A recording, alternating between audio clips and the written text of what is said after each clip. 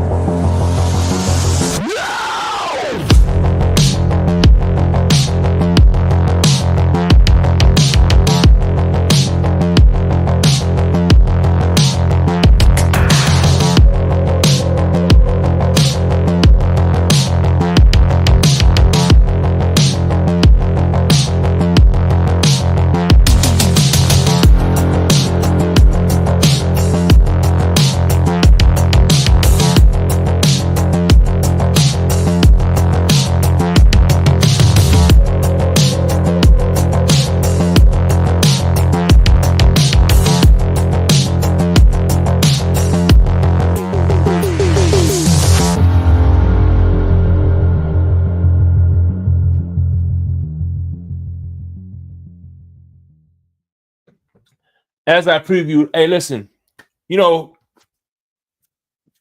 Color does his coffee and a cup of color. Well, he gave me the idea to do the cafecito. So I got a café con leche right here. And in honor of Color, I will be drinking it out of the Color mug. So cheers to you. And before we get started, also, I just want to give a few shout outs first in the building. Also, Nostra, good morning. Good morning to you, Kevin Lee. Ronnie N, what's going on? G, yes, apply pressure to the like button. Mi hermano Lewis, what's going on, man? Ali the Persian, good morning to you, bro. Joe Rist, I appreciate y'all for being here.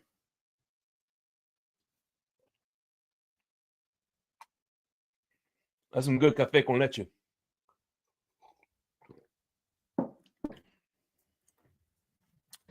Aquavision, what's up? So tomorrow we play the Jets. Tua is 6-0 against the Jets.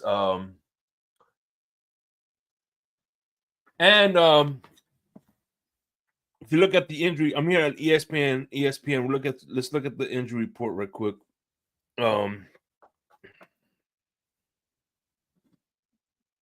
The Dolphins versus dismiss. Let's see, the Dolphins versus the Jets. Right now, Miami is, according to ESPN, Miami has 6 points. The Jets is a plus 215 right now, but yeah.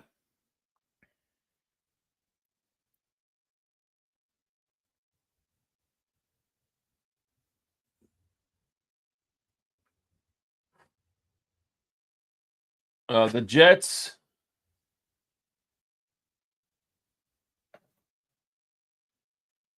Let's look at the stats, right? The stat line. Aaron Rodgers has 2,627 yards, 19 touchdowns, and 8 interceptions. He played all his games. Tua missed a few games. Tua's at 2,100 yards, 15 touchdowns, and only 4 interceptions. So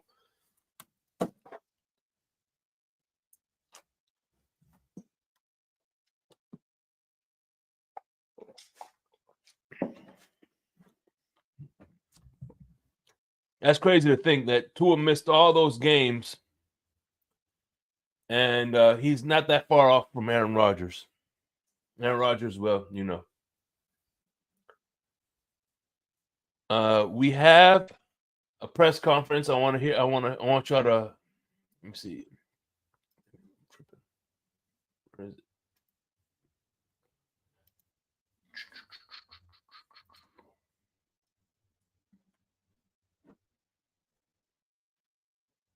Here it is right here. This is the interim head coach. I don't know. He looks like if anybody who's old enough to remember this, but he reminds me of Jacques Cousteau a little bit. So let me get my headphones. My fucking headphones.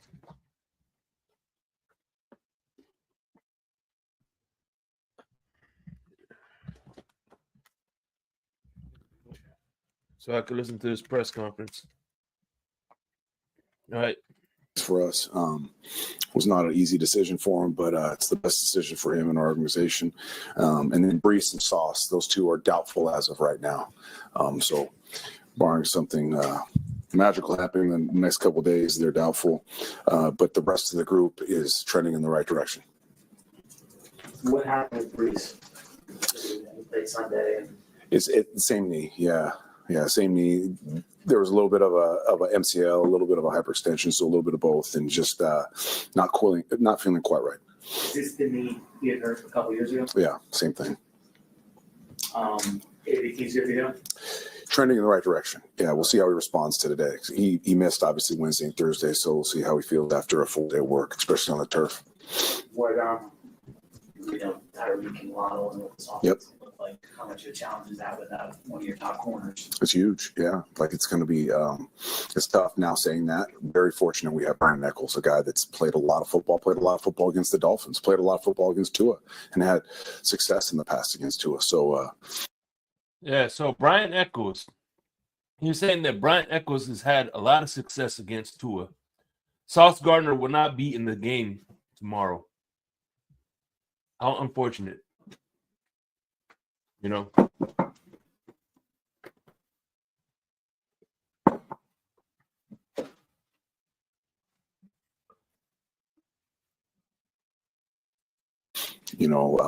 would you like Sauce? There's no doubt, but having Eccles is a very good backup in the situation. So success in the past against Tua. So, would you like Sauce? There's no doubt.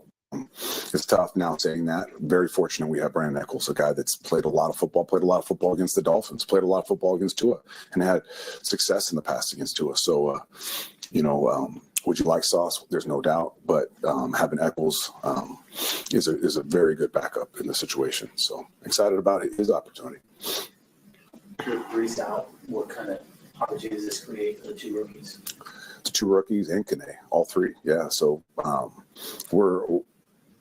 hate to overuse a word, but we are fortunate that way too from the running back depth. Minus Brees, who's in my opinion one of the best backs in this league, we still have one of the best running back rooms in the NFL without him. So excited about their ops, excited about Kane's ops. Those guys they'll take care of business. Isaiah obviously got more of an opportunity last week to capitalize on it. What did you see from him and what you want to see from him on Sunday? Yeah, just the more ops, you're going to see more special stuff from him. I really believe he's got some special qualities. I think he's one of the best outside zone runners on our team. I think he's got an amazing ability out of the backfield as far as a receiver is concerned. Elite traits as far as movements and just the more he starts to really learn this game and all the nuance and the detail that a veteran guy has, the better version we're going to see. But I'm so excited about Isaiah and his future in this league. Oh man, I'm looking to. I'm trying to find Brian Eccles here, right? But I do. What's fun? What's interesting is that as I'm looking through this. The Jets has Sam Eguavoen. And does anybody remember Sam Eguavoen? He was the linebacker that we picked up from the CFL. He has 12 tackles, 7 solo, and that's pretty much his stat line. So they got Sam Eguavoen.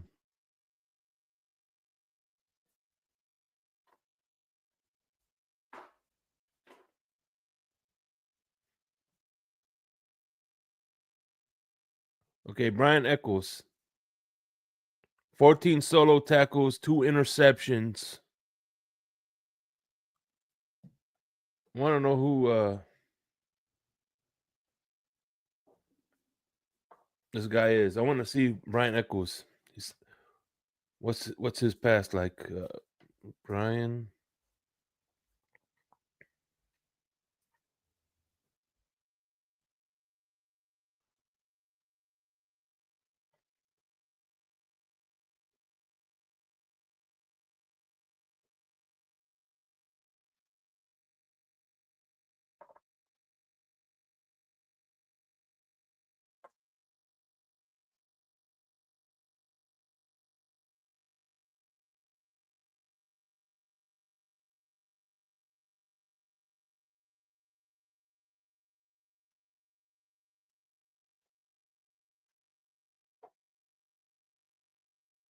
So yeah, I guess he's played with the Jets before. He said he's had a lot of success against Tua, but last I checked, Tua was 6-0 against the Jets. I don't know what kind of success this guy's had against.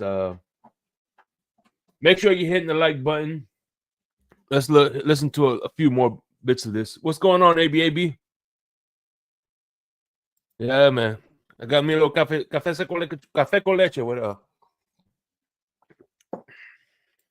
How much of an edge could it give an offense having such fresh leg running backs? Because defenses are kind of worn down this time of year.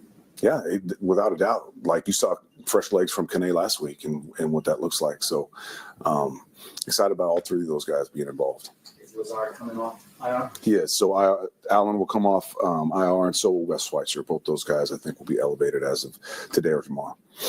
Allen had such a strong start to the year, at least relative to the last season. Yep. Did you sense any sort of frustration or disappointment just at the timing of this injury? And how do you feel like he'll be able to sort of maybe recapture what it worked? Well, yeah, definite frustration from his standpoint. Just it's like you said, he was having success. Obviously, him and Aaron have a long history and have a real connection, and you see it and feel it when those two are on the field together. So he wanted to keep building upon that connection, and he was having a good year, like you said. But excited to get back into the fold, and he's looked good this past week. What have you seen from Tua since he came back in the lineup? It's the same Tua that we just become accustomed to. He's this guy with like elite accuracy. He's a problem solver. He's a quick processor. He really reminds me of playing against Drew Brees all these years. You know, a guy that makes fast decisions. He gets to the second or third read immediately. That we just become accustomed, but excited to get back into the fold. And oh man, listen. Hey, look, if y'all, listen. What's up, Crypto? How you doing? Good morning, my brother. How you doing? Hey man, what's going on? Not much. Hey, listen, man. I just feel that I stopped by just for a few. Hell yeah, that's what's up, Before I man. get my day going. Hell yeah. But man, listen. You know, look, you know, I want to hear one more time what this Gordon Fisherman has to say about Tua. This guy was a defensive coordinator against it. You know, he's a defensive coordinator. He's the one who I don't know if he lost all the games, but listen to what this guy says about Tua one more time. he's looked good this past week. What have you seen from Tua since he came back in the lineup? It's the same Tua that we just become accustomed to. He's this guy with like elite accuracy. He's a problem solver. He's a quick processor. He really reminds me of playing against Drew Brees all these years. You know, a guy that makes fast decisions. He gets to the second or third read immediately.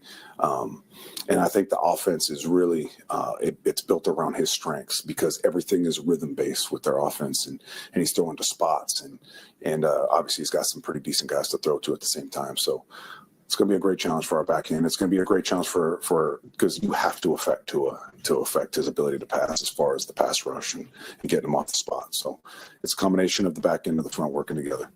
Yep. Hey, listen. Wait a What's the minute. one He just thing gave you a always complete say? total breakdown. He gave, I think he said something for both sides there, Shay, didn't he? Yeah. The people that was harping on TD about being throwing to spots, he validated that argument, and then he validated the two in this argument about being an elite accurate passer and of the football. So in one statement, this one defensive coordinator validated both factions on opposite sides of the polls. Yeah, you're right. Stunning, ain't it?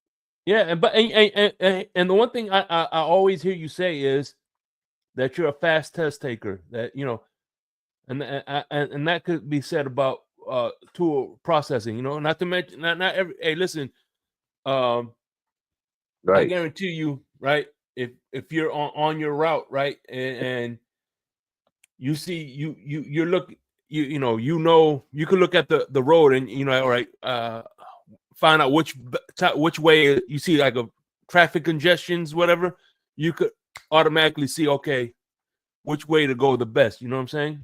Or in any driving situation, you have a faster reaction time than your average driver when shit pops up because you've been doing it for so long. You know what I mean? Right. Yeah. It's weird how all in one statement he basically gave food for fodder for both sides of the argument. That's true. Goddamn. Yeah. I never thought of that. It is crazy, ain't it? Mm-hmm. Because that's basically where everybody was getting on TD about claiming him to be throwing to spots and being a spot thrower. And he said the Jets' way of defending it is getting to the spot and throwing them off the spot. Mm-hmm.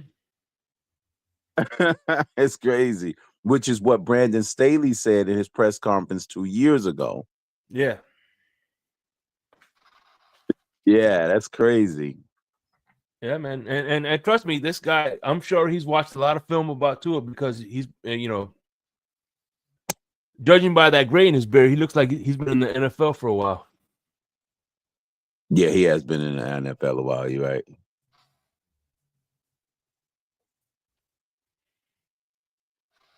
But well, ABAB TD's always said Tua's thrown to spots, and that's all what TD was trying to say. He wasn't even criticizing him. He's saying that's just what he do. Y'all took it as criticism. I never took it as TD criticizing Tua when he made that statement.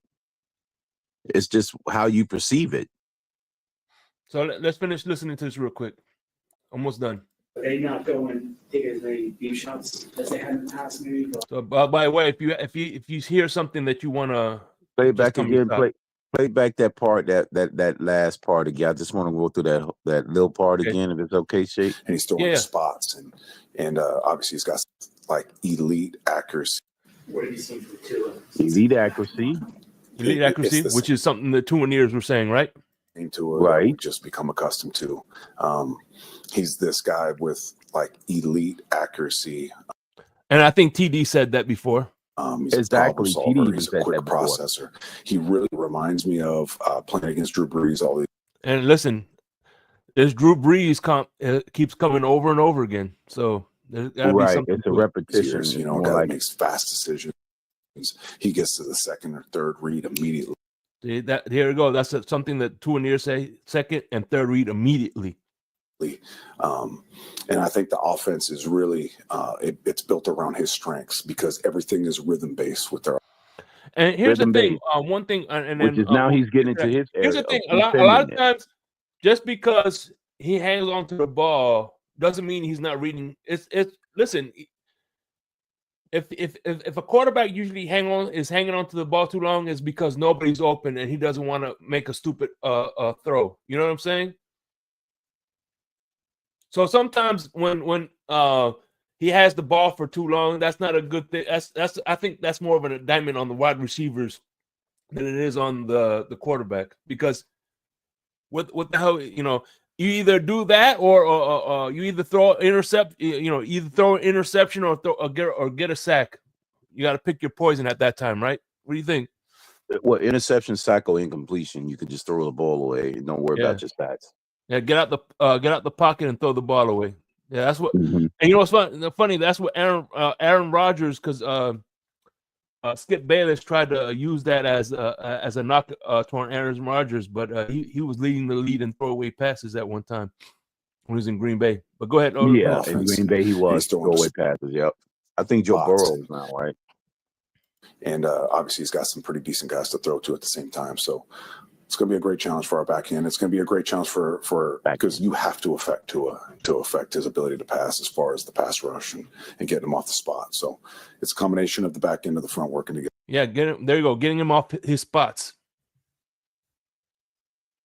Right. By doing it via the pass rush, meaning front four is always going to throw off timing-based quarterbacks versus, quarterbacks that don't really necessarily rely on timing. Oh, we got one of the members of the Blitz pickup and the OG member of the Thin's tailgate here, Crypto. Some say he's your boogeyman, but we'll see. I don't have boogeymans. I'm the permanent boogeyman. Well, let me say it because we still got 2 minutes before the afternoon. Good morning, gentlemen. Good morning. Oh yeah, good morning. Good morning before it becomes afternoon. Good morning. Mm-hmm. Yep. Listen, whenever I don't do Smoke Lounge, I'm gonna do a cafecito to make up for it on Saturdays. I And heard that I shit. didn't even have my coffee yet, Shake. So I'm gonna start off to a bad day already, man. I had me a café con leche. I went to the Cuban store that's down the street from me. I picked it up last night, put it in the fridge, because I like my café con. I don't know why, but I like café con leche cold. Cold, okay. So does it have a certain type of creamer in it, or is it kind of like black, milk, or what is it? Coffee and milk. Yeah, that's right. Leche is milk. Okay, yeah, you're right. Okay, got it. Milk. You know, Even my Spanish is AB says broken, café Shake. con leche all day. I'm not proficient in Spanish, Shake. That's all good. I lived in Germany for 2 years, not in Spain. So if it was coffee and cream, it'll say café con crema. There you go. I'm gonna buy crypto Rosetta Stone for Christmas. I'm gonna send it to you, crypto. I appreciate that. I appreciate that, Rosetta Stone. I'm gonna need it, man. Did you hey, what's going on?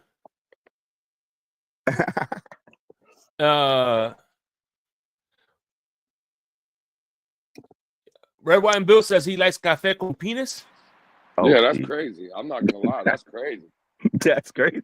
That is crazy, ain't it? God. No, what's going on, Sean? What the hell? No, he said. That's Anyway. He's a Bills fan. What did you expect, man? What did you think of the defensive coordinator's assessment of Tua?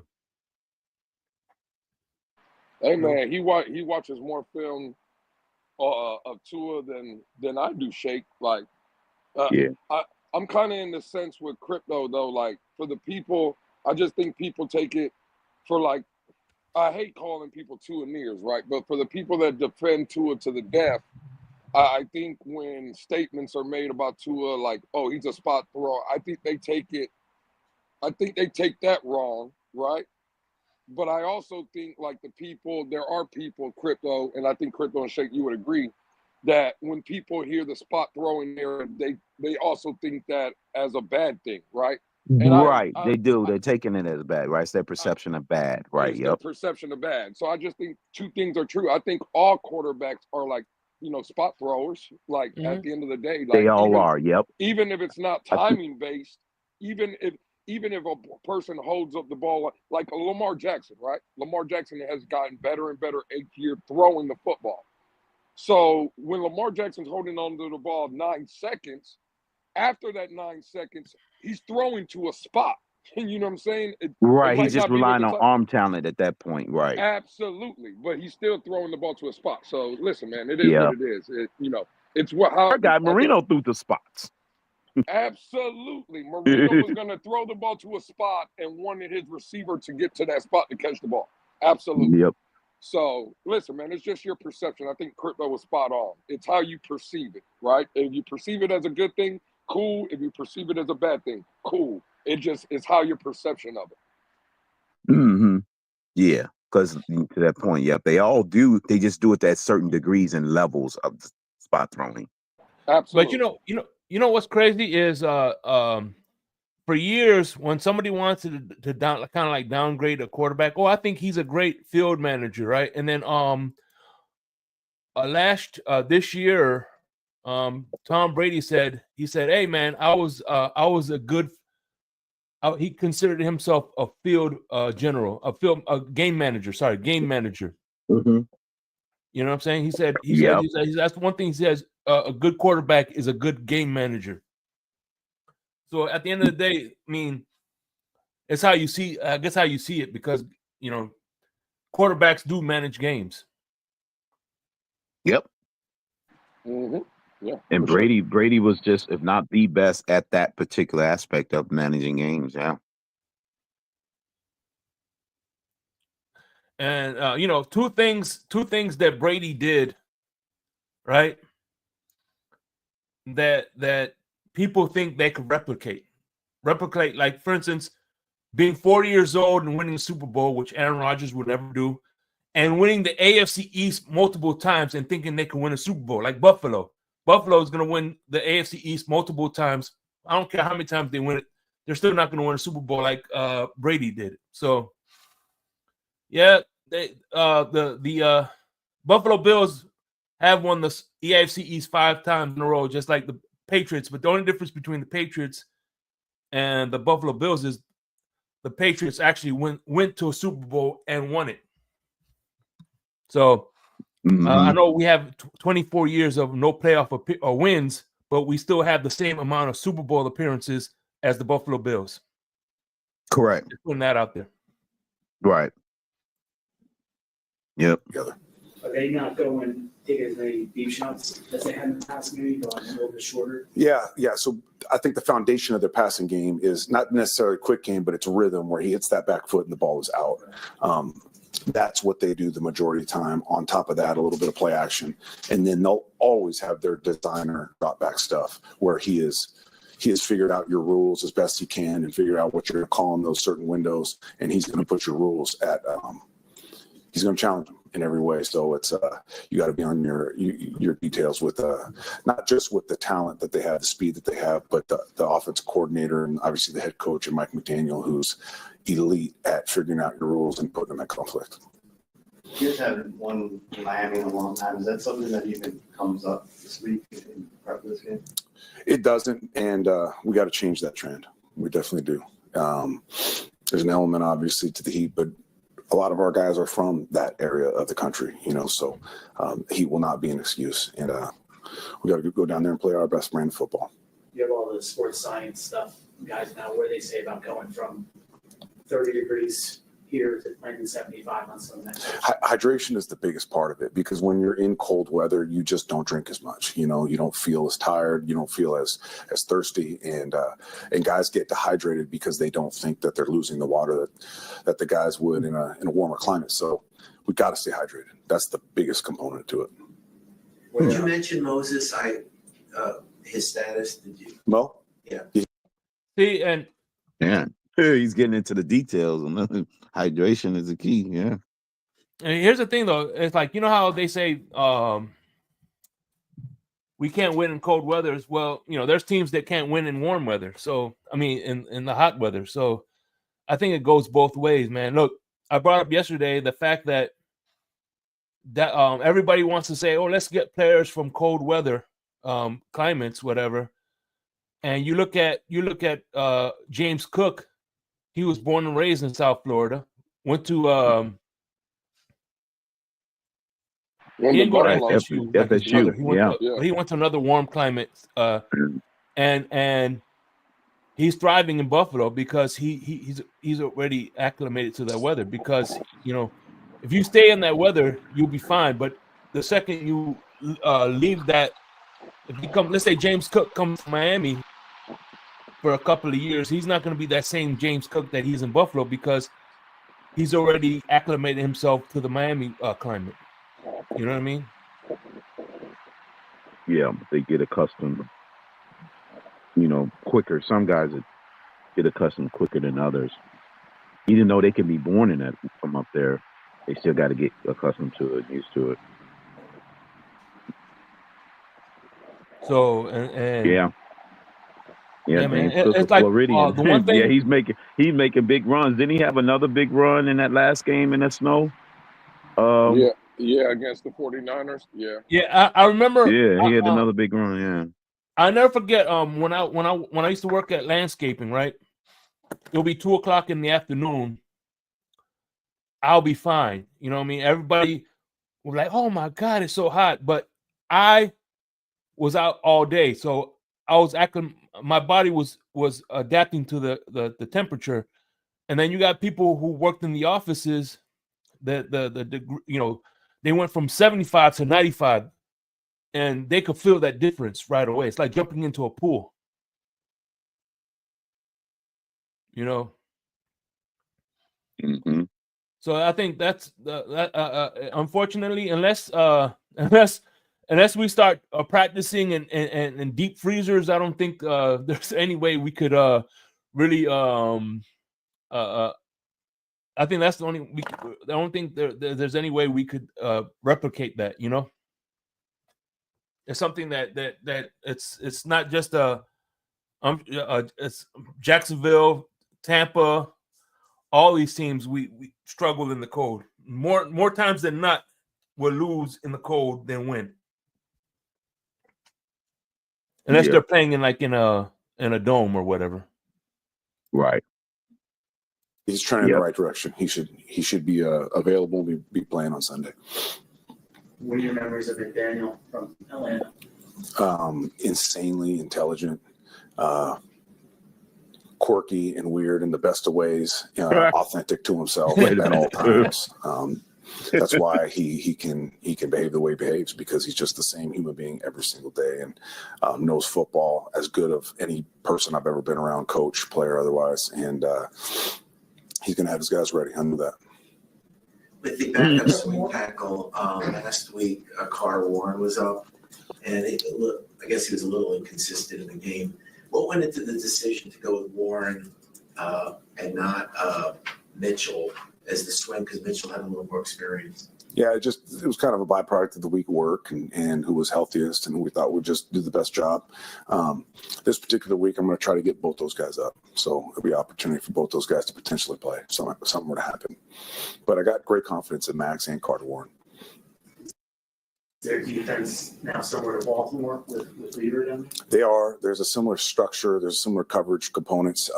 I would say this, he calls it different, though. There's definitely more pressure, more front multiplicity. So as far as picking up the pressures, that's going to be a huge part of our offense's success. I tell you what, at first glance, you look at him, you be like, damn, this guy looks like a guy from The Deadliest Catch. But you could, you could see he's very detailed in his approach, and he's very observant. You know, he's trying to keep that job for sure.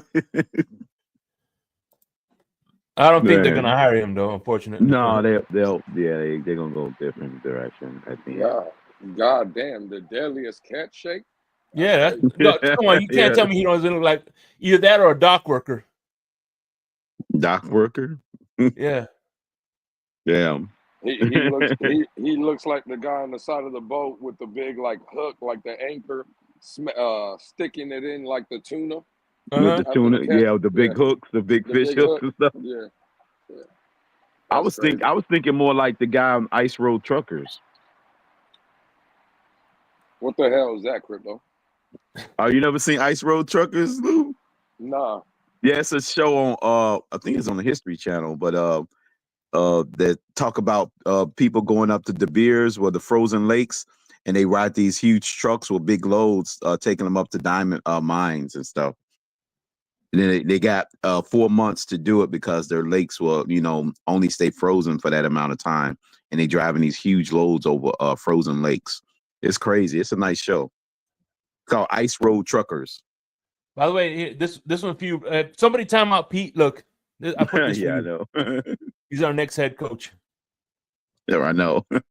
Somebody time out Pete. Yeah, somebody time Pete out. Appreciate you, man. Man, you heard? Hey, you too, brother. You have a good day, man. No, you said. Wait a minute. What was that comment that he said? The Dolphins players are seen clubbing last night. That's what Pete said.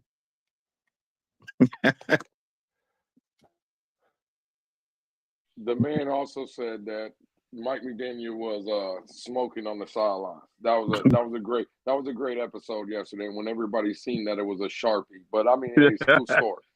What was the comment? Yeah.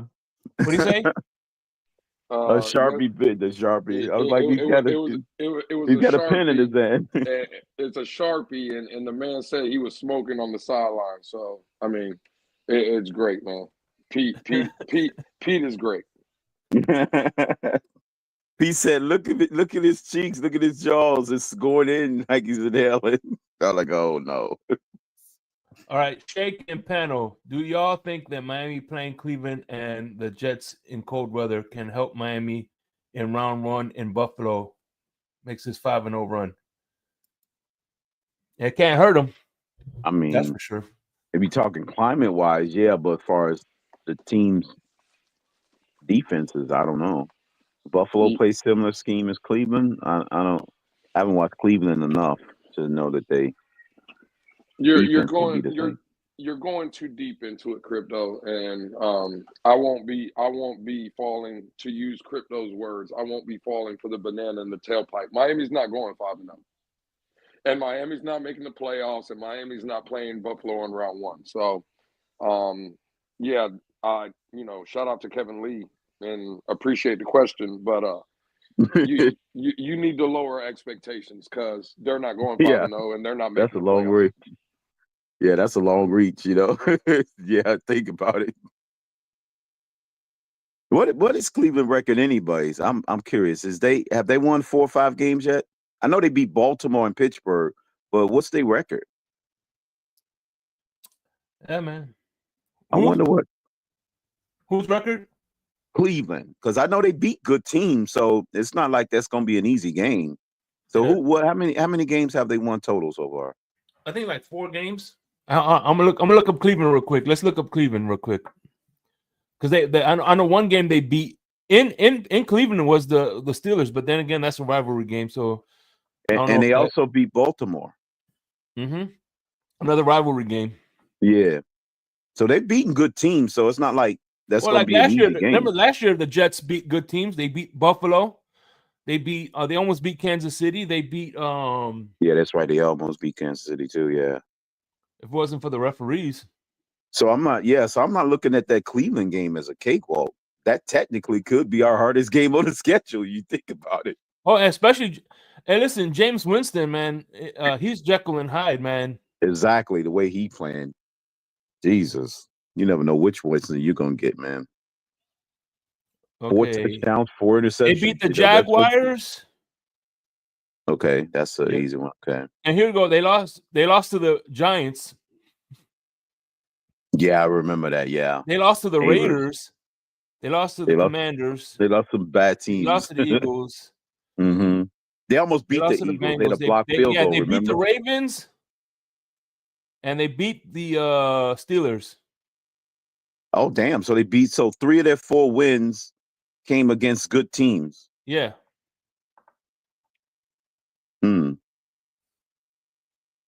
Well, Damn. 2 of their wins because they beat the Jaguars. Oh, okay. Yeah, that's right. Jacksonville. Who knows? Jacksonville, they just fell off a cliff immediately. Soon they lost to us. It was it. It was a train wreck from there. No, I think they got killed before they even made it to the cliff. Yeah, I know. Everybody thought Jacksonville was gonna be like, damn, they like bounce back. They got some good players and all this other stuff. I'm like, damn, what the hell happened to Jacksonville? That to me is kind of like the biggest surprise on teams that you thought was gonna do something and then freaking just they're going for that guy from Denver. What's that guy? Not Denver, Colorado, that receiver, Hunter. I think that's who they really want. Casa Nostra, I agree with you. Winston, I tell you what he is. Winston, I tell you what, he definitely needs to do I would love to podcasting or something in the media. He says he's the best speaker, motivational speaker of all time. Yeah, grab him by the pussy. Right. Oh man! Sealer and... You remember that controversy that happened in FSU when he was in FSU? Oh, that was with him too? Yeah. So what happened was he was in FSU and he was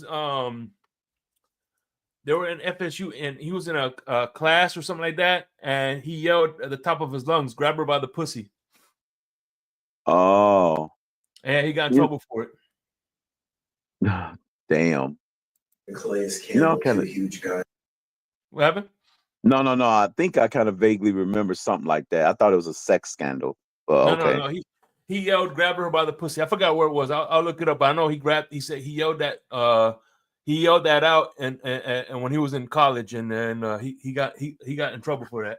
In the middle. Oh. Yeah, that's another point of emphasis that we've had. Like our skill on the outside, we got to win, but just as important, our interior 3 guys got to win because they're going to get challenged as well with not only the fronts and the pressures and stuff like that, but those 3 guys are a problem. They really are.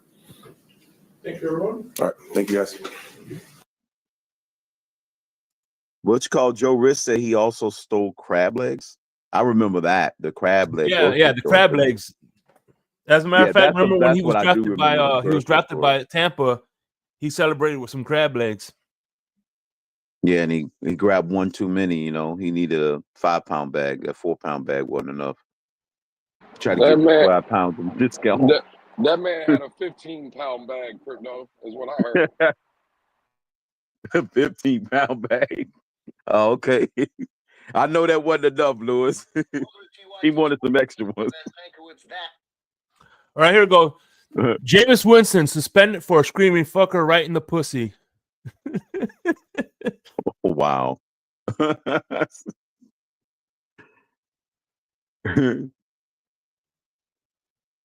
What year was it he drafted? 2015, 2016? Somewhere around there. Yeah, I know he's been in the league for a minute now. Like 10 years almost, yeah. Tampa Bay, damn. Again, the fact of the matter is that, listen, I just can't believe, and I'm not trying to take anyone's fandom away, bro. Fan how you want to fan. I get it. I'm a fan of this team too, and I'll be a sucker tomorrow and have all kind of Dolphin stuff on and rooting for the team. But I just don't know how, knowing what we know and seeing what we've been seeing from this team, how anybody realistically thinks that this team is going 5-0 and can make a playoff run. I just don't get it. Now again, fan how you want to fan, bro. I get it. But hey, I just I don't know, man. I don't see it. I'm sorry, I just don't see it. Yeah, it's hard to see. You remember I was talking about the light at the end of the tunnel? That light's a freight train, Lewis. I think that light, I don't even see the light at the end of the tunnel now, though. Forget about the freight train. I think it started, you seen the light, and now I think that light bulb is out. Right. Yeah, that's true too. There is no more light at the end of the tunnel. And that's not me trying to hate on the team or hate on a certain player. I'm just talking about the overall team, bro. This is not a good football team. No. We have some good elements, and yeah, there's some players and there's talent over there. But we love the word collective in Miami, right? As a collective, this team is not good. Right.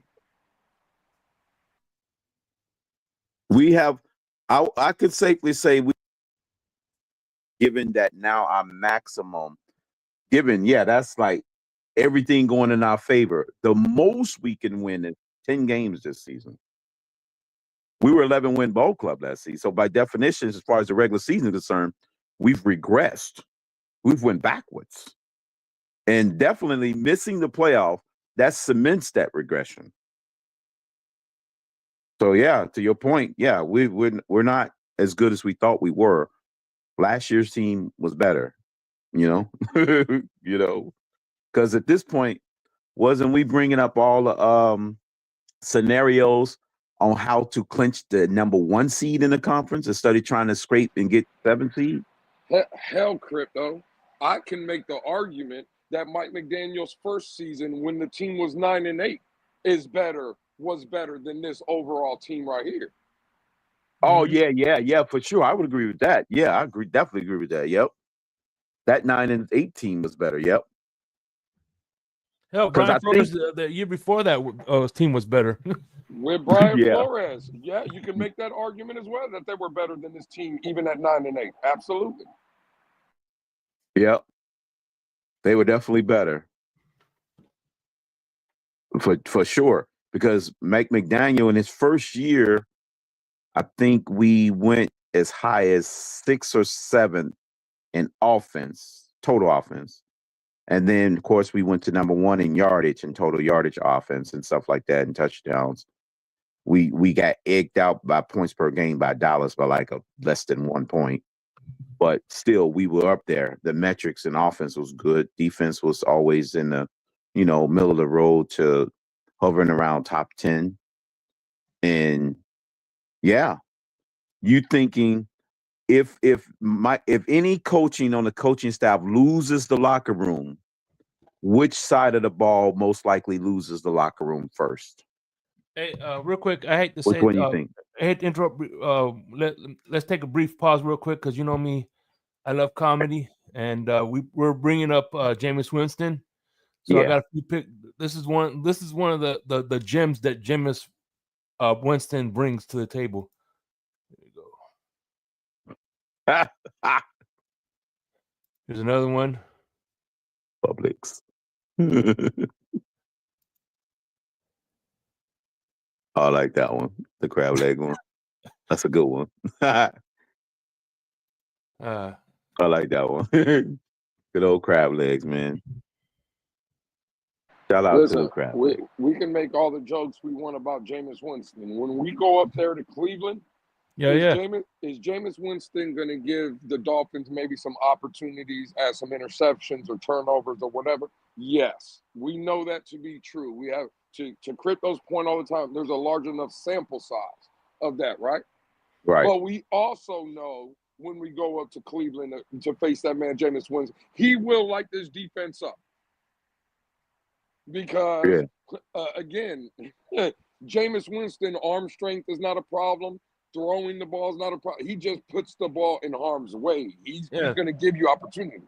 But no, let's not mistake. He will, if you can look up, and Jameis Winston could have 400 plus yards and 4 or 5 touchdowns.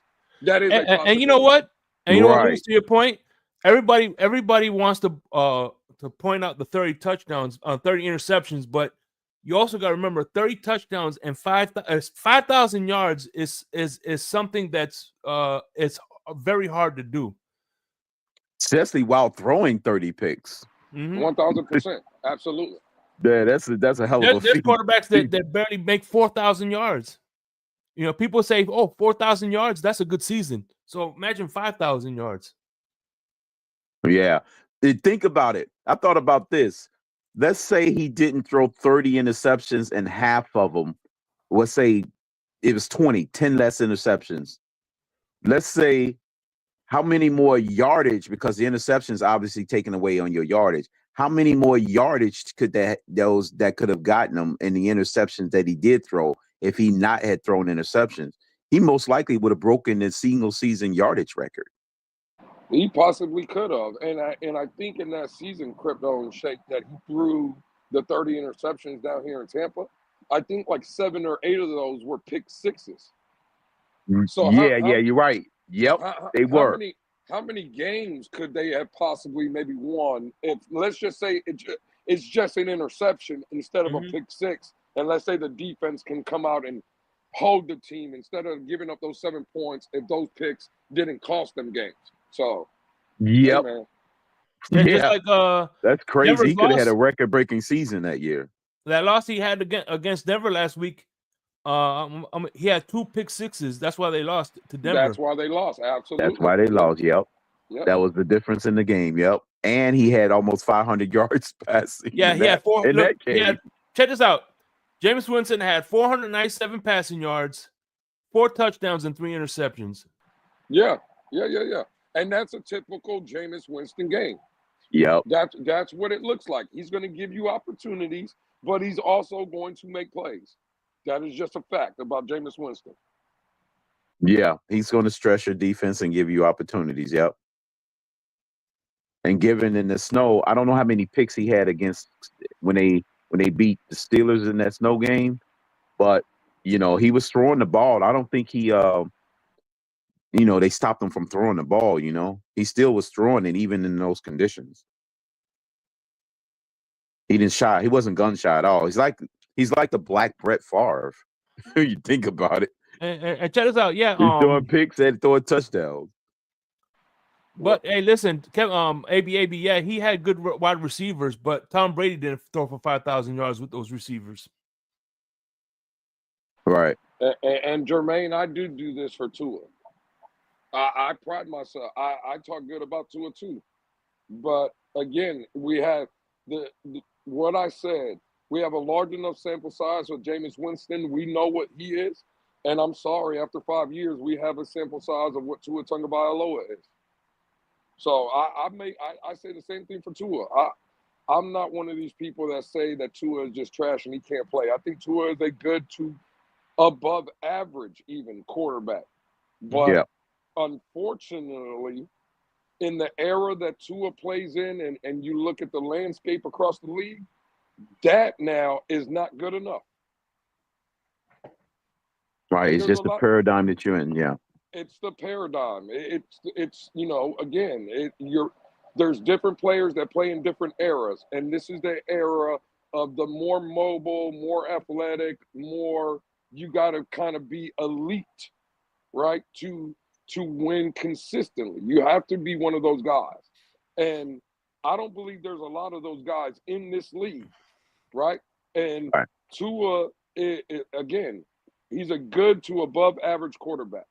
And Yep. yes, you can win games with him, but For sure. You can. there's going to be times in games, 3, 4, 5 times a game over a course of a 60-minute ball game, where again your receivers are not going to have the greatest separation. Your running game is going to look like trash. Your offensive line might have some bad plays, and when that arises, you need a guy that can make plays. Right? It don't have to be all game long. You don't have to be perfect.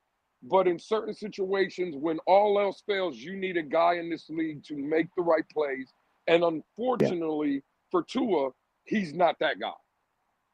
And there's not a lot of them in the league. You see what I'm Right. saying? But Right. we got to eventually start calling a spade a spade.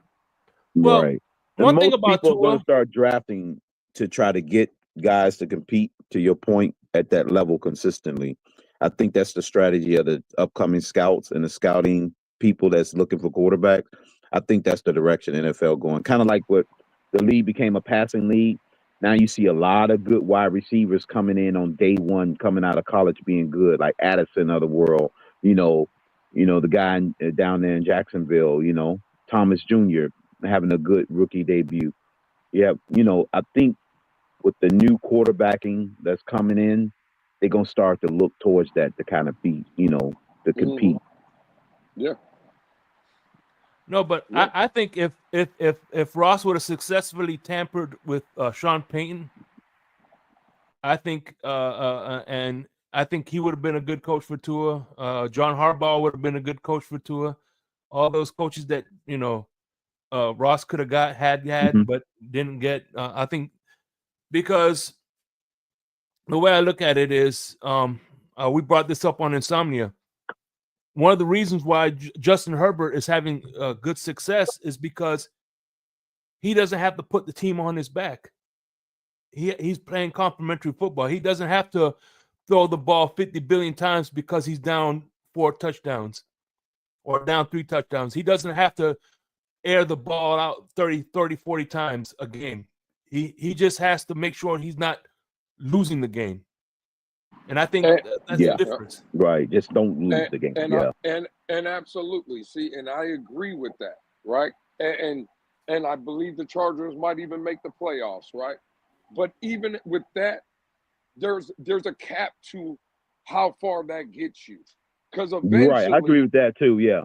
I agree with that too. Eventually, when they make the playoffs and stuff, you're not going to go a whole season and make a playoff run playing that kind of style of football. Because eventually teams are going to take. What happens when a team says, you know what, Chargers, we're not going to let you run the ball down our throat. We're not going to let you play this. We're going to take that away. And you force Justin Herbert to where consistently he has to beat you. I don't think he can. I think Justin Herbert, again, forget about arm talent and this and that. I think there's limitations to his game too. I don't think Justin Herbert is on that level. That can slow him down and that receiving core down. The perfect example, right, is look at the season that Kansas City is having.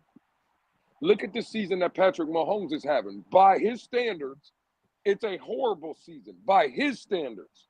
Yeah, right? It's definitely horrible by his own standards. Yeah. Exactly, right? Crypto, it's horrible. But at the end of the day, right, when Kansas City needs to make a play, he goes out there and makes those plays, even having a trash season. Yeah. Right? Even having bad games. In the biggest moments when he needs to make a play, it's a run for a first down. It's a throw for a first down. It's something. We all heard the narrative, right? This whole Yeah. season. Look how teams play Patrick Mahomes in Kansas City. They're having a bad season, right? But teams don't want Patrick Mahomes to have the ball with less than a minute to go in a game. Why do you Right. think that is? Because they know in those moments he's coming through clutch. Yeah. Yeah. But hey, listen, it also That's true. takes luck too, because Pittsburgh went to this in this century. Pittsburgh went to the Super Bowl 3 times, and you know all three of those things all three of those Super Bowl runs have in common. The 3 Super Bowl runs. Yeah, you know what they all have in common? Who's that? They didn't have to play the Patriots. They were eliminated by another team. Oh, okay. I got you. Patriots. The Colts eliminated them one year, right? And then Denver the Colts, eliminated the Jets. yeah, so The Denver Jets and the eliminated Colts, them yeah. 1 year. I forgot And what I the team was. And I think the Jets eliminated them 1 year too. Yeah. So those 3 times they went to the Super Bowl, they did not have to play Patriots, which was their freaking boogeyman. That's a good point. Sometimes you have a good path. Your path can dictate whether or not whether you make it easily or not. That's what I like about football. One thing about football is there's no exact science to football. So many variables go into it, and there's enough football. There's been enough football that's been played that you could any narrative that you want to spin, you can spin it, because there's examples of it on all sides of the spectrum.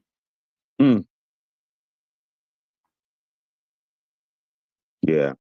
I think the biggest regret for the NFC's people during the Patriots era is the teams not being constructed to the point where they can knock them off. You know, even in the regular season, we was getting wins against them at home and stuff during the Brady era. I think we was the most successful team in our building against them during that dynasty in our building.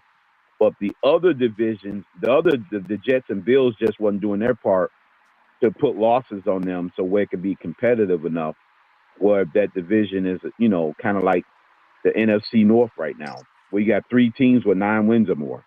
You know what I'm saying? It was never like that. What'd you say, Lewis? Crypto, I just want to say something, right? And I'm not saying it towards you. I'm talking to more Dolphin fans here. So don't get mad, please, with what I'm about to say. But I'm just trying to illustrate a point so people can understand. Go ahead. So what people tell us, Crypto and Shake, right, is the Dolphins need an offensive line. Yeah. And the Dolphins need weapons. And the Dolphins need better coaching. And the Dolphins need all this stuff, right? This is what we tell ourselves as fans. Okay, cool. You know what I heard after when we played Thanksgiving night against Green Bay, Crypto and Shake? You know what I heard? That Matt LaFleur in Green Bay is a great head coach. Okay, check mark. Mm-hmm. Oh, Green Bay has a great offensive line. Okay, check mark. They got Josh Jacobs, a great running back. Okay, cool, check mark. They got all those things that they say Miami needs to win, correct? Correct. All right. So that same team that waxed Miami on Thanksgiving played last Thursday, right? That same head coach was there. Right. That same offensive line was there. That same running back was there. That all the elements of what the Dolphin fans tell us that we need, all that showed up. Why did Green Bay lose that game? Crypto, this is where I don't want you to get in your feelings. It's Jordan Love, not that he played bad, right? It's just that he didn't play good enough, right? And that's what we're trying to you can Dolphin add that fans. a part of the equation. I just want to say it's a solo equation. There's some other miscues with penalties that could have contributed. Yeah. I get it, Crypto. What I'm saying is, what I'm trying to tell the Dolphin fans, you can have the greatest head coach. You can have the greatest offensive line. You can have a good running back and all this stuff, right? But if Tua Tagovailoa himself plays good but not great, the Dolphins will still lose. That's the point. Because we can sit here and argue, right, about, well, Tua and the offense only had 3 points against Green Bay. That's what we say, right? And that's a factual statement. Right. Well, Jordan Love against the Lions had 31 yards at halftime. That's what he had. He had 31 yards. He wasn't good enough. Not saying he was terrible. Not saying Jordan Love is a bad quarterback. Not saying nothing. This is the same arguments I make for Tua. I'm not saying Tua is a bad quarterback. I'm not saying that he's trash. But at some point on that last Thursday night game, they needed Jordan Love to make more plays than what he did. And in the same token, in Miami's games, we need Tua Tagovailoa at some point to make more plays than he usually does. And those are the difference between teams that are winning consistently and teams that are winning, but in some moments they don't show up. You see what I'm trying to say? Well, yeah, I thought you was only going to point to, well, it's given that Green Bay game, and I'm not saying I necessarily disagree with what you're saying. I thought you was going to point out later in the game in the fourth quarter what maybe that was an opportunity. But I'm thinking maybe in that first half, yeah, he did throw 31 yards, 4 out of 7. His coach basically kept the ball out of his hands, if you want to be honest, because 7 attempts is not a lot of attempts. But in that being said, the game wasn't totally out of reach. It was only a 10-point game. Ours was a 24-point game. And they did come out of halftime and take advantage and actually took the lead on 2 different occasions and even tied it at the end. I thought you was going to point to the opportunity where he was scrambling and a guy broke open late and he was going to sling it in the end zone and take that opportunity. I thought that was what you was going to point out, not necessarily the 31 yards in the first half, which wasn't technically, the game wasn't still out of reach because they was able to catch the Lions and even overcome them on the scoreboard on 2 different occasions. But yeah, after that penalty by Christian Watson, that touchdown was taken off the board because of that penalty. And then the next play, he scrambled and got sacked. And I thought he had the opportunity to throw it in the end zone as what's his name? Dobbins, not Dobbins, what's his name? Wilkes was breaking open. I thought that was the one you was going to point out, not necessarily 31 yards at halftime, because the game was still winnable. Shout out to my man Scott Jackson in the building. What's up, Scott Jackson? How you doing, my brother? Yeah, what's up, Scott? Yeah, again, I'm saying we're overanalyzing what's it called. What I'm saying is over the course of the 60-minute ball game, again, it's not to argue back. I'm just saying I don't think Jordan Love played well enough to win the game. Yeah, I would agree with it. I just would only agree with it from a different standpoint. I mean, I wouldn't disagree. I'm saying totally from a different standpoint. I would say it could be something in the second half to be pointed out too, because in the second half, even the announcer said Jordan Love had to step up. And I think on the first possession in the first half, he had a 59-yard completion. And then on that, they threw the ball mostly on that drive to score a touchdown on that drive. So I think Crypto, he was doing that. Right. What I'm saying is in your defense, what you're trying to do, this is what we get mad about what the Tua fans do with him. Because against Green Bay on Thursday night, the announcers were also saying, well, Tua played a great second half. And we all admit that it wasn't good enough. It was good, but it wasn't good enough. So, yes, Jordan Love made a 59-yard pass. Yes, Jordan Love did make plays in the game. It just wasn't enough, Crypto, is what I'm saying. That's the point. I'm just trying to illustrate the point to the Dolphin fans. You can have trench play just like Green Bay does. You can have a good to very good play caller in Matt LaFleur. You can have a defense. You can have a running game. But all else fails, it's up to the quarterback to make more plays.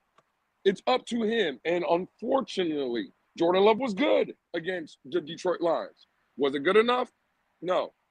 And that's why they lost.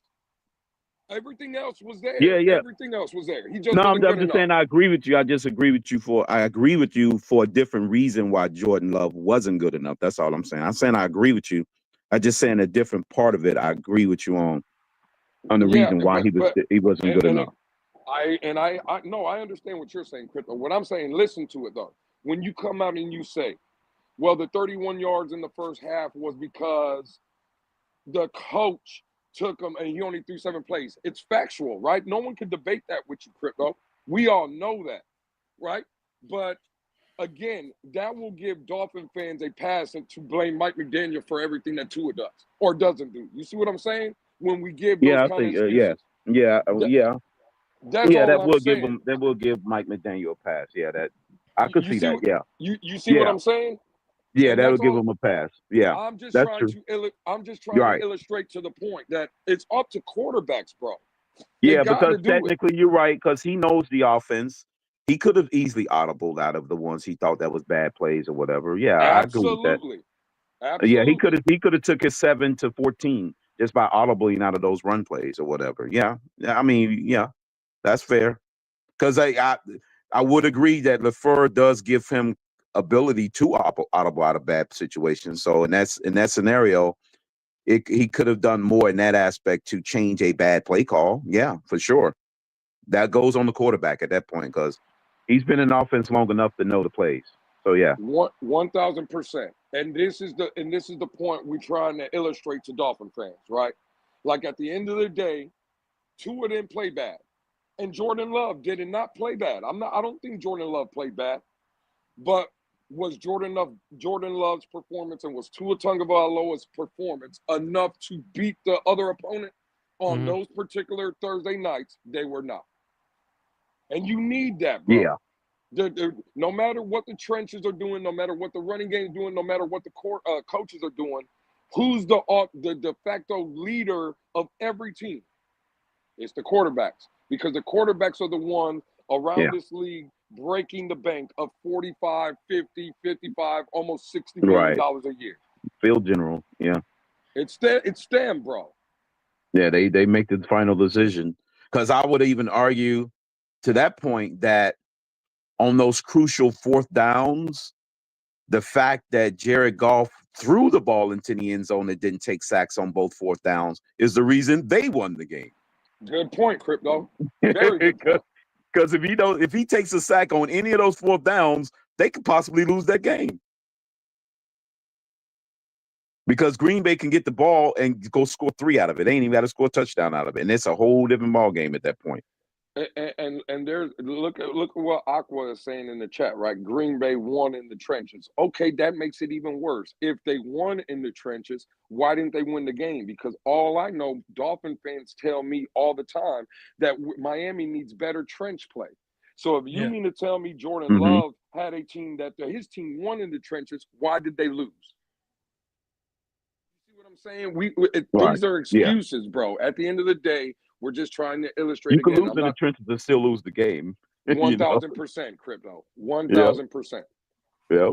We've seen teams lose battles of trenches and they win the game because, again, maybe their quarterback is making more plays. Maybe they're, you gotta just stop making excuses for everybody and call a spade a spade. Yeah, is all I'm trying to say. Right, because if Detroit really lost the trench game, like Aqua was saying, what's his name was saying, then Jared Goff's 4th down performances, even on the last one, on the freaking handoff, he still got the ball into the running back's hand. Because he almost botched out, but he still managed to get the ball to the running back's hand. So his 4th down performances was so on point to the point that he helped his ball team win the game. 1,000%, Crypto. I agree with Kevin Lee here. Play. You can't throw the ball over 40 times and expect Tua to do it all. That's pretty much with any quarterback, though. And I would agree with that with Kevin Lee, right? I'm not trying to say that he's wrong in that, but then you also can't expect to make Tua Tagovailoa one of the highest paid quarterbacks in the league and ask him to hand the ball off 35 times. That's true. That's a true statement as well. That math doesn't math neither, because for that I can get a $15 million quarterback to hand the ball off 15 times a game or 35 times a game. Yeah, and pay him less money to do the same job. Yep. See what I'm saying? Yeah. And again, Tua is the one that came out and said after the contract on a podium, heaviest is the head that wears the crown. Yeah. He said, his words, not anybody's, he's the highest paid person in this building, in this team's history, and it's on him. So I don't know, again, why everybody wants to make excuses for him. And this is where I'll give Tua all the credit in the world. Tua's not asking y'all guys to defend him the way y'all do.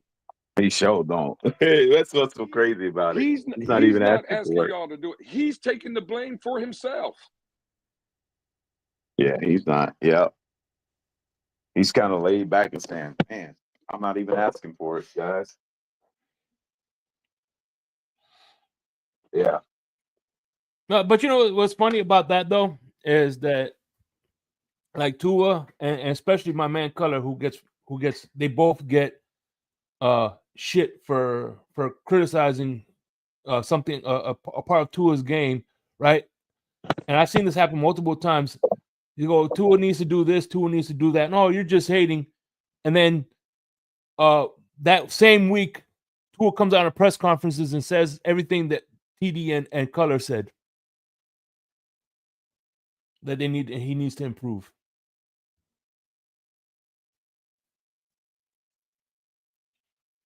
So I don't know.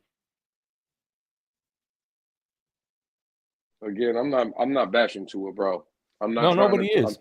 Yeah, you know what I'm saying. I'm giving Tua credit. I think Yeah. he's good to even an above average quarterback. But in this paradigm, in the era of football that we're looking at now, I'm sorry, bro. There's levels to it, and I only think there's about maybe 4 to 5 guys in this league that are on this elite level. And it just Tua's not one of those guys. He's not. So And what's funny is let's stop pretending like he is. that's one thing about I could say everybody I could say about who's that Crypto is that whenever we lost, I never heard Crypto say, "Get rid of this quarterback. He's trash."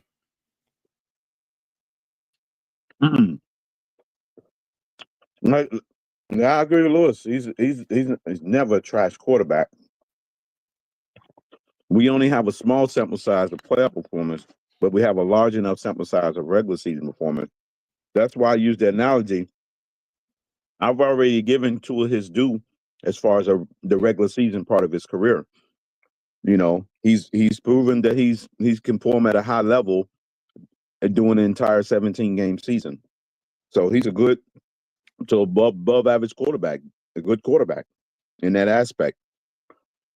You know, that's why I say, hey, you have ups, you have downs. You know, that's what the regular season gives you, and Tua has given us a large enough sample size to say, hey, he's proven he can do these things at this level. So now the next phase of his career will be proven that he can push us through into a deep playoff run. That's the only second part of his career to be judged and to be analyzed. Everybody should have already turned in their test papers when it comes to Tua as a regular season quarterback. You know, now it's time to take the exam on him as a postseason quarterback. Well, by the way, Kevin Lee, does the Dolphins mostly pass or run? I don't know. I think that's one thing about football. Game planning is let's say you plan to pass all day, but the linebacker gets or somebody the linebacker can't stop the run, and if they can't stop the run and the running game is working, why give up on the why give up on the run if the you know it's I guess it's you could have a game plan, but if something else is working, don't be afraid to abandon that game plan to do something else. You know what I mean? Yeah, absolutely. Yeah. 1000%, Shake. I agree with that. The only thing I will say though, is that you got to kind of play to your strengths as a football team, right? Yep. So I do agree with what you're saying, Shake. I don't think you're wrong at all, bro. Again, I want to say you're absolutely right. In games that we've seen Miami running the ball and running the ball effectively, yeah, continue to run it. I'm not going to debate that. But we are also built for nothing but speed And again, we have 2 receivers that make $30 million a season. Yeah. Right? You didn't bring in Tyreek Hill. When you made that trade, the expectation was not running the ball 35 times. Because if that, you would have traded for Derrick Henry, not Tyreek Hill. Hey, you see what I'm saying? Like, Yeah. you're built. If you're gonna be built, this is the way that Chris Greer, Mike McDaniel, and others wanted this team to look like. So we can't cry now when we're not the Baltimore Ravens or the Tennessee Titans with that running game. We can't cry about it now. Yeah, one thing for sure though. Yep. I'm gonna be on the couch eating my potato chips.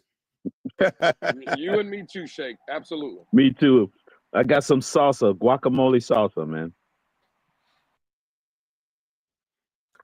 Yeah, I got the guac ready. I don't know. That's the one thing I never understood about. Like, you look at the Seattle Seahawks, right? They drafted Russell Wilson and the 3rd round, right? And then they paid this quarterback all this money. He was sucking ass, and then they didn't go. Well, you know what? We're paying this quarterback money. We're just gonna stick it out with you. No, they said, all right, sit your ass down. We're putting Russell Wilson in. You know what I mean? Right.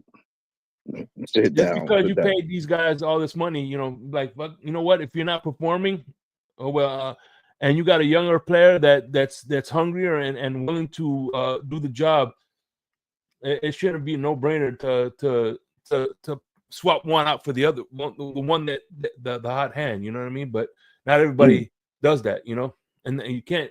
Everything's on a case-by-case basis anyway. So yeah. But however, even though we haven't been using Tyreek Hill, like he's still like you said, he still is one of those guys that puts in gravity. You know, he has a gravity pull to allow the other guys to get free, like Jonnu Smith and Chan. Right. My quick question. I answered before. Like, given that we're on life support, now definitely losing to the Jets put us pretty much in a morgue. We taking an elevator down to the first morgue available freaking freezer. If we lose this game, yeah, we're in the morgue. Let's be honest. You know, they're already tying the tag on our toe and calling our loved ones, you know, and telling us to make the arrangements. Yeah. Given that being said, right, what aspect loses the locker room? Defense, offense? Who loses the locker room first between the 2 sides of the ball? What y'all think when it comes to? You talking about in Miami? Yeah, Miami. Yeah. Given that the last 5 games, most people would agree that it's not going to end up in 5 victories. So, fuck you, Bones. Which side of the ball will lose its grip and say, you know, the big F you? I ain't worrying about the rest of the season no more. You mean defensive players or offensive players start? You know. Are you talking about which player? Who do you think starts checking out? Oh, definitely. Yeah, Tyreek which Hill. side of the ball collection of players start checking out? I think Tyreek Hill is definitely checking out. Do you think it'd be Tyreek? Yeah. Yeah, I think I agree. I think it's the offense. The offensive players, yeah. I think because we are an offensive-minded football team in Miami, not a defensive. That's what we are. And the fact of the matter is, when the season is not going up to par, I think, you know, for the most part, the offense has to hold a lot of the blame. Not saying that the defense has been perfect, and yeah, I blame the defense for a couple games this season. But in totality, for the overall season and the mindset of the team, no, it's the offense, bro, because this is an offensive-minded football team. So guys like Tyreek Hill start making more Instagram posts and start making cryptic messages and all this other stuff. And you start seeing Jonnu Smith and guys like that start saying, making statements. I don't think everybody's going to quit on the offense because I don't think A-Chain is ever going to quit. I don't think a guy like Jonathan Smith is going to quit. To be honest, I don't think Tua will quit. But like Tyreek Hill, I don't think Tyreek Hill wants to be out there for 45, 50 plays in a game and seeing 6 targets a game. I don't think Tyreek Hill signed up to make $30 million for 40 plays out of a 50, 55 play like offensive, like if the offense has 50 plays and 43 of those plays Tyreek Hill is a blocker, I don't think he signed up for that. You see what I'm saying? I agree. So no, I believe It'll he will definitely check be out. him be the loudest. Yeah, it'll be him be the loudest and check out. Yeah. Yep. Those messages on Instagram and Facebook or whatever be even more louder, more cryptic. Yep. And he'll get caught wearing more KC gear while making those messages. Yeah, he'll be in his former KC gear while making tweeting that out. And to answer Kevin Lee's question, shaking panel, do y'all become believers if Miami goes 5-0? The answer would be no. I would have to say no because we're still a 10-7 ball club, and we'll be facing a playoff team at that point in the playoffs on the road. Well, the fact of the matter is, Crypto, I don't even know if 10-7, because again, Miami could go 5-0, 10-7, and miss the playoffs because all this. Right. We thought Denver would be losing games, and the Colts would be losing games, and the Chargers would be, and they're not. That's not happening. And all those teams are in front of us. So like this narrative that even if Miami goes 5-0 and they make that's still a very low possibility. But right. let's say to play and the you're game, backing in, Lewis. Remember, even at that, we would still need help. That means we're backing into the playoff. We didn't do that because something we did. We did it because we had to rely on another team to lose. 1,000%. And let's just play the game, Crypto and Shake, right? Let's say the Dolphins did back in or sneak in or make the playoffs at 10-7. Who really on this panel or in the chat believes that the Miami Dolphins are going into Buffalo, let's say, wild card weekend and winning, or Kansas City wild card weekend and winning, or Baltimore wild card weekend and winning, or Pittsburgh wild card weekend and that's not happening. Yeah, let's be realistic for ourselves. We're not. Yeah, that's Jesus. Miami as the 7th seed would have to play the 2 seed, and that's looking like Buffalo or Kansas City. You believe in Miami going to Buffalo or Kansas City and winning? Nah, it'll be an easy wrap up. Yeah, that game will be that'll be the fastest 3 hours in Dolphin history. That game will be over before you know it. So there you go. So to answer the question, I'm sorry, Kevin Lee. No, I would not be a believer in the Miami Dolphins. I'm sorry. I'm a believer. I'm a believer. Yeah. Oh damn. That is wild. Face. I think I might be with color on this one. I'd rather not even make it because given that scenario you just laid out, is it even in our best interest to play with our fans like that and give us false hope in that sense? You know what I'm saying? It's almost like, damn, you know the result. What's the example you use about the horror movie, Lewis? You know the ending. If you know the ending and the outcome, why even finish playing the movie? I mean, Crypto, how many Fast and Furious movies have they made, Crypto? Like 9 or 10, something like that. I think they're up to 10 right now. I haven't even watched. From 3 to 10, I haven't watched. Right. I watched the first 2. I know how that story ends. Right? Right. They're gonna jump in some race cars in the beginning, right? They're gonna blow some shit up. Some people might die, and then Vin Diesel's gonna jump off a bridge. He's gonna turn the car into a flying car. He's gonna land onto another bridge, and the credits come on. That's how that movie. That's how that story ends. Right. We know this story, man. We know how this ends. Yeah. Right. Exactly. It's a bad horror flick where you know Jason is gonna go in the woods and kill somebody that's having sex with each other. You know the ending. You're gonna stick a fork in them or brutally murder them. And you know she's gonna be left in the woods by herself, and there's gonna be one survivor at the end where she's getting chased and somehow she kills the killer. You know? We know Yeah, how it is. that's like the Halloween. I believe it's Halloween. Ain't the Halloween with Jamie Lee Curtis in it? Yeah, Hollywood. Yeah. Yeah. We know in the Halloween movie, Jamie Lee Curtis is gonna make an appearance somewhere. By the way, Somewhere. shout out to speaking of which, shout out to Scummy. We miss you. Hope you come back. Yeah. Like Yeah. Jamie Lee Curtis is gonna make an appearance in a movie. She's gonna do something to her brother, and then the movie ends. It is what it is. Except for one Halloween, he finally I forgot which Halloween it was, but he finally killed her. Wait, Well, see, that I must didn't have know been that. that must have been the newest one. I remember that one. One That of must the be a newest one. Halloweens, and he told she said she even before she dies. It's funny. It's before she dies. She goes, "Congratulations, you finally did it." Well, that will be me shaking crypto when the Dolphins finally win a playoff game. We'll be on our deathbed saying, "Hey, you guys finally did it.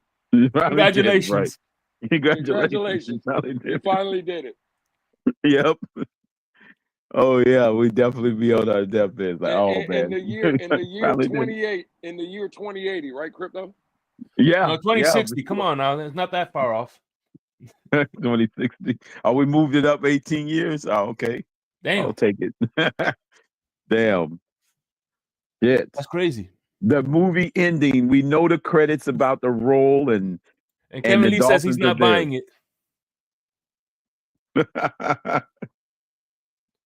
Yeah, he said he's not buying listen, it. I wish more people was like Kevin Lee, man. But I know, man. I'm sorry, Kevin. Again, I'm with you, bro. Keep your faith. And as a Dolphin fan, like I said earlier, I get it. I just can't be on the side with you yet. I'm sorry, but hey, man, do you? Fan how you want to fan, bro. I get it. Yeah, man. No. It's crazy because you figure now. Anybody remember? Now everybody's talking about 5-0. Now this is really unthinkable, right? That would mean we would have to lose to the Jets twice, right? Given the Cleveland, San Francisco, and the Texans are, definitely losable games, right? Given what we're going to be playing them at. If somehow, let's say if the unthinkable happened and we do get swept by the Jets, that means that we're 0-5. Is this team worse than Flores' first year when we was rebuilding? From a talent perspective, definitely no. But from an overall team, I mean, hell, you could make the argument. Because that would literally put us in the same category as the very, very first year of the Flores rebuild.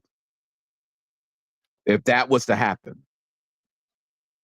if we bottom out and lose the remaining games, that puts us as pretty much the same record, because I think Flores even won 5 games in that first year. Hey, by the way, tonight, Crypto, we're gonna do Insomnia tonight. You up for Insomnia tonight?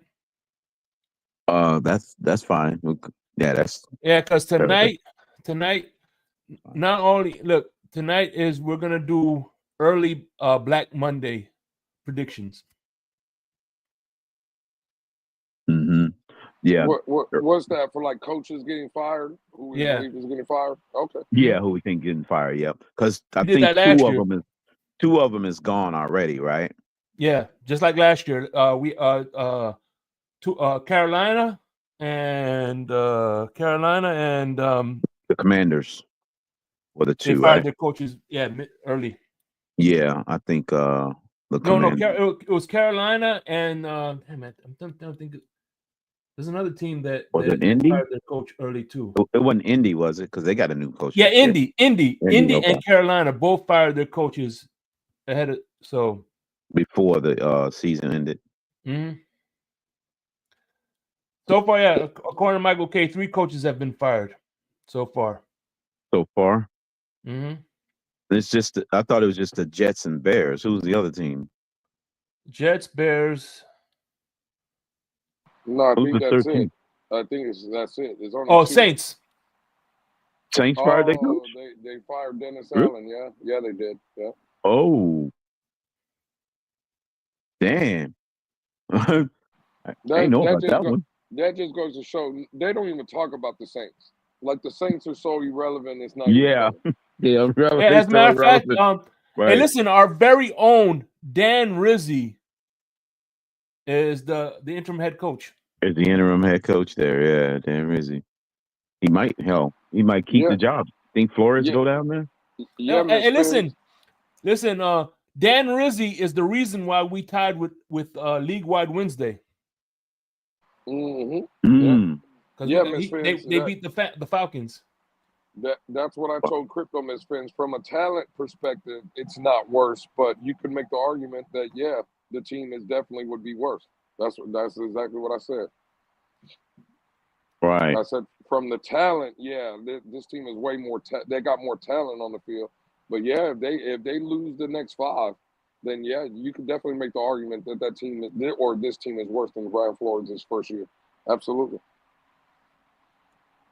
Yeah, because the expectations going into the season, holy cow, that will be a complete reversal of that team that year.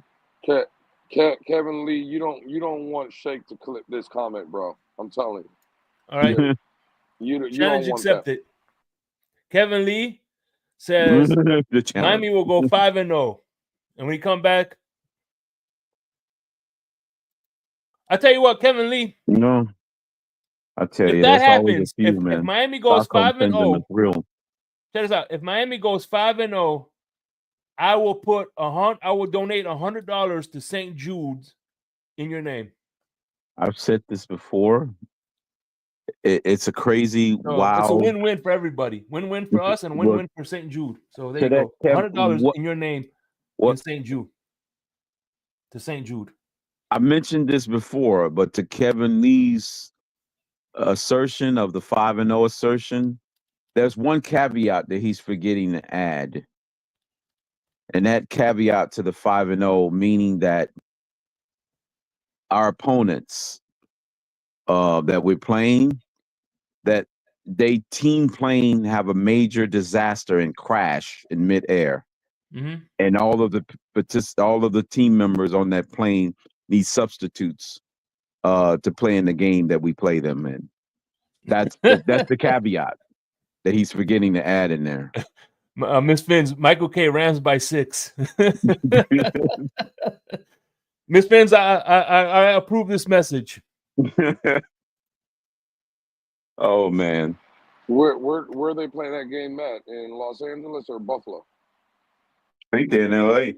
It seems like everybody's playing in that building. Every year they got a home game. Every week it seems like they're playing at home. Do they play any road games? I know they do, but damn. We played them there. Philly played them there. Bills playing them there. Who else played them there? Well, all I know, right, is that a lot of Dolphin fans have now, it looks like season ticket holders are not like willing to renew their tickets, right? Like a lot of people I'm talking to say they've been to the Dolphin Stadium enough, they've done this, they want to go and experience like what Crypto has been doing the past couple of years, going to different stadiums and watching the Dolphins play other teams in other places. Yep, that's what I'm doing. Right. And I think I'm going to adopt that model going into next season as well. Right. So that's in 2020, in 2026, so not next season, the following season, the Miami Dolphins go back to and this is so Shake and Mrs. Shake, right? To the wedding place of Las Vegas. Hell yeah. I love Las Vegas. That is a trip that I'm guaranteeing I will be at. 2 years from now, I will be sitting in Raider Stadium watching the Dolphins play. Could you, bro? Yeah. And I'm not just going there Sunday to watch the game and get out. That's a couple day vacation. Let's go over there, relax, go the whole maybe week, gamble right? a little. Absolutely. Yeah, go the whole week. Hey, bring your wife. I'll bring my wife. Oh, 1,000%. And here's the thing: That's my wife speaks vacation Spanish, so Vegas. that's one thing I like. That's one of the reasons that kind of sealed the deal for her with me. if she speaks Spanish. Oh man, Yep. even better, man. Even better, So yeah. I know a couple people that I've talked to have already said that is a go-to game. So hopefully the Dolphins can take over Las Vegas on that week, man. It's gonna be good. Yeah. Yeah, that's gonna be nice. That's gonna be nice. Fly out there, chill out for the week, go to the Vegas Strip, hang out at the freaking casinos. Jesus Christ, Michael K. God damn. I was feeling the same thing when every time I go to a Landfill or Buffalo Skidmark Stadium, I feel the same thing too. What the hell's Michael K thinking about? What's on his mind? I go cemetery. Good Lord. That man said hard whatever. I'm not even gonna say that word. That's crazy. But yeah, that'd be a cool name Hell. for a cemetery. I'm buried at Hard Rock Stadium at cemetery. Can you imagine that? Damn. Or if stadium start of what's that? God damn it! If funerals start doing like what stadiums do, can you imagine? Where was your loved one buried at? Yeah, we're going to the Pornhub Stadium, Pornhub Funeral Home. Yeah, you could get buried at Hard Rock Stadium with all the other Dolphin members and players and coaches that have been buried there. Shout out to my man Big Nick. But there's definitely going to Green Bay and Vegas. Yeah, Green Bay, Vegas, and Denver. It depends what time of the year. Yeah. Like for Green Bay, if it's opening weekend, September, whatever, April 9th, I'm in. But if you're telling me that Green Bay game is December 28th, I think I'm out of that game. You know what I'm saying? I love me too. I love the Because we Dolphins, know but the weather's gonna be, and we played them at the end of November, and it was less than 20, it's 17 degrees or so. Imagine in December how much colder it will be. Sitting in that stadium. Crypto, I love the goddamn Dolphins, but I don't love them that much. Goddamn it! Imagine, oh God. Yeah, but Vegas. Here's the thing with Vegas. One thing you got to realize. Remember to tell your wife to bring in a clear purse because mine had to throw her purse away. That's right. The thing, you gotta have a clear bag. That's the thing. My wife will probably come with me to Vegas and hang out and do whatever, but she'll just tell me, "Give me some money. You go to the game and we'll meet up after." I don't think she'll want to go to the game. Mm-hmm. I mean, she'll watch the game with me here at the house when we're here and stuff. But like just to sit in there, she'll tell me to throw her a couple $100 and let her go. Yeah. What's funny is, right. My wife came with me to the game, but the caveat is it was only for 1 quarter. We only stayed for 1 quarter. You hear Cap for Life? Is that a true statement? What Cap for Life talking about? Miss Relentless, I can't show the players how to be tough in that weather because I'm not tough in that weather neither. I ain't gonna lie to you. I am a Florida boy through and through. It takes a special person to freaking bear those elements. I tell you, I'm bundled up to the T. I'm bundled up big time. Could you imagine? I mean, they did. Bang Bros put in a bid to. That's true. But the Heat turned it down. Wow, they actually put in a bid for it. Can I get a little clarification on Bang Bros? What is that? Can I get a little clarification? It's a video game, kind of like the Mario Brothers. I want to elaborate on that. Isn't Bang Bros like the Mario Brothers, like a video game? Yeah. I need someone to elaborate a little on that a little bit. Hey, where's Tony at? I don't know, man. Oh man, that's crazy. They actually was able to put in the bid for it. Wow. Yeah. Man, I thought somebody was like kind of like trolling them, that bid or something. They actually did made it official. I think they wanted more money, Shake. Yeah. I think they let them do it.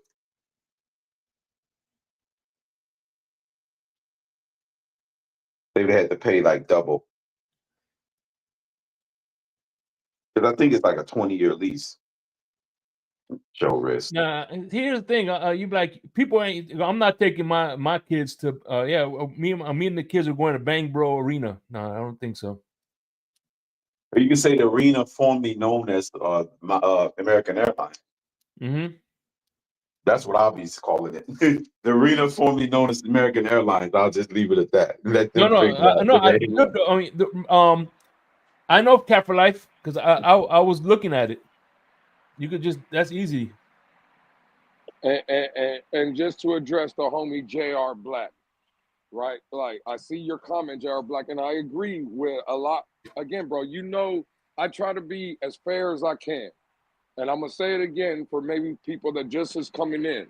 In my opinion, Tua is a good to very good, above average quarterback. Yeah. Right? But in the same token, he's just not one of those guys where you can depend on a, like, in the biggest moments when you need him to just, hey man, listen, things around you are bad and I still need you to make those plays. And again, I don't believe there's a lot of those guys in the league. I only think there's like 4 to 5 maybe of those guys in the league. It's just, unfortunately for us, Tua's just not one of those guys. And listen, man, can you win with Tua? Yes. But can you win the biggest moments, the biggest games, when pressurized situations? Man, again, I hate giving crypto credit. Y'all know I hate giving crypto credit. Mm-hmm. But when crypto says they can allot you 2 hours to take a test, but if you can finish that test in 45 minutes, then finish it in 45 minutes. After 5 years of Tua Tagovailoa, I think that test has already it's completed already.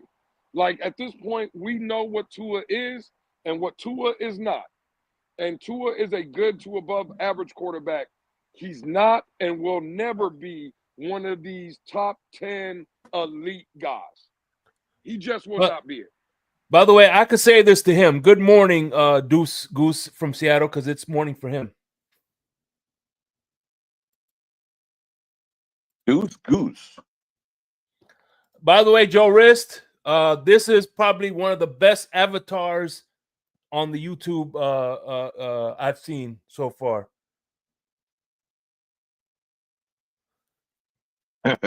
Great avatar, by the way. Avatar, yeah.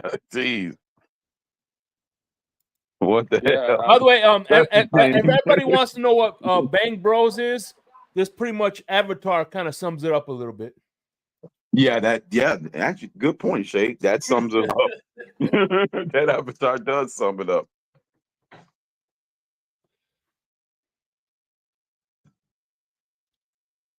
Now that Lewis has said what he said, I'm going to send him an honorary Scribe. Amazon Scribe is a pen and paper electronic with downloadable Amazon books from the Amazon bookstore. It's going to be the Secret Santa gift I'm going to send when he's taking notes on the Blitz pickup.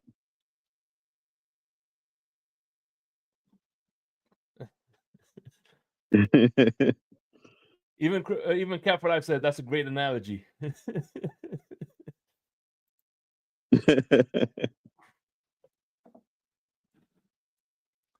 So anyway, man, listen, we about to wrap this up. I got some things I want to take care of. That's why I'm. But I didn't do Smoke Lounge this Wednesday. Very busy Wednesday. As a matter of fact, you know what? I was looking for the link, but yeah. Yeah. I might be doing this for the rest of the year because Christmas falls on Wednesday, New Year's falls on Wednesday, so from here on out, instead of Smoke Lounge, I'm gonna substitute it with un cafecito. What do y'all think? Yeah, that's good. Yeah, absolutely. That's pretty good to do it the following Saturday. Yeah. Yeah. That way, listen. After Christmas, because as much as I like doing Smoke Lounge, I love whatchamacallit, I love the blitz pickup, and I love. I got to. You know what I'm saying? Blitz pickup is a must see event. So Right. if I do smoke lounge too late, it's gonna be a. You know what I'm saying? Right. Gotcha. Well, we definitely appreciate that, Shake, for sure. Exactly. Hey, Shake, you said you want to start around 11 Eastern because I'm on my flight next Saturday is going to be at about 8 o'clock in the morning. Yeah, my flight is at 8 in the morning. Then I'll be getting there around should be 11 because it's an hour difference. Where So, you going, Crypto? no, I'm going to Houston. Oh, okay. Yeah. Yeah, Or next week, right? yeah. So if you do it That'll be Saturday, 12 my time. 12 your time, okay. So I should be in the I should be landing at that time because it'd be 11 Central.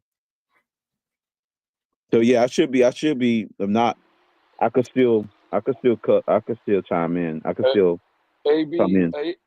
AB. No one cares about Pete Take show. No one cares about that show. Which one? Yeah. AB was asking, what about Pete's Take show, Shake? Yeah. Well, I don't. I mean, one of the reasons I like Pete's Take show is because a good dear friend of mine is one of the co-hosts. Yeah, I agree. Who? Now I'm trying to figure out. Is there any way I can meet this individual? Is he available? Look in the mirror. I'm asking for a friend. I'm trying to figure out this individual y'all talking about. I need to know. He's a close friend of mine, man. Close friend, man. Shake.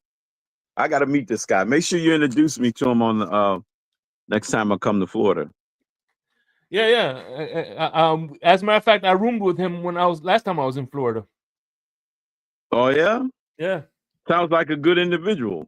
Yes. Oh man. He's a great individual. Now I'm looking forward to that meeting, man. I'm looking forward to it. Got to meet this guy. Yes, he's a good dude. He's one thing about him though. He's very he's stuck on semantics. Do you agree, Lewis? Yeah, man, that guy on Pete's Takes, he argues semantics with the best of them. I'm not gonna lie to you. Man, the best to ever do it. If you need a guy to argue semantics, go to Pete's Takes, man. The best to ever do it is over there. Oh man. Man. Before I leave, I want to give a shout out to my man Tyrone. Tyrone, I just want you to show you real quick before I go. This you talking about? He says, what's that? Tyrone says, Shake. By the way, is the real orange and black? What is the? Yes, I agree. This is the real orange and black. Shout out to my man. Shout out to Carol Cities.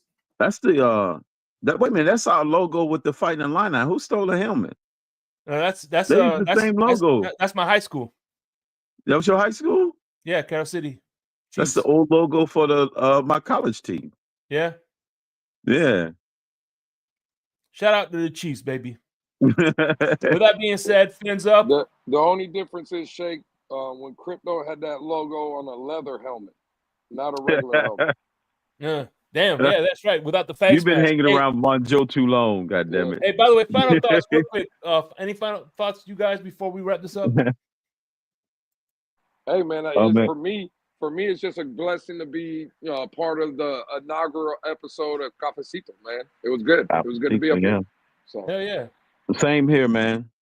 Same here, man. It's good to be a part of it, the inaugural, you know. There's many more to come, man. We'll be chiming in JR from week to week. We're rivals on Friday and Saturday because you're a Seminole, I'm a Gator. By the way, that was a good game Saturday. Oh, between the Seminoles and the not the Seminoles, the high school teams. Yeah. So anyway, this was the first episode of Cafecito. By the way, shout out to Color. He's in the back, but Being that I took the idea from Coffee in a Cup of Color, I figured I honor him by drinking my café con leche in my beautiful color mug, which, by the way, Right. he is 100% right. This café con leche tastes great out of this cup. So Agreed. What's good, Color? I'm sure we'll see each other in the back, but what's good? What's Oh, happening? never mind. Yeah, Never no mind. refunds on that, by the way, Shake. Guaranteed to make your coffee taste better, but I ain't giving your money back if it don't. no, Hey, but you don't have to Jay- worry about it. It tastes good. I don't put J- milk in coffee. JR Black, I need to see you in the chat at the Blitz pickup, by the way, JR Black. I haven't seen you around, man, so I need you to come by. So, fins up. We'll see you next Saturday for some cafecito. Peace.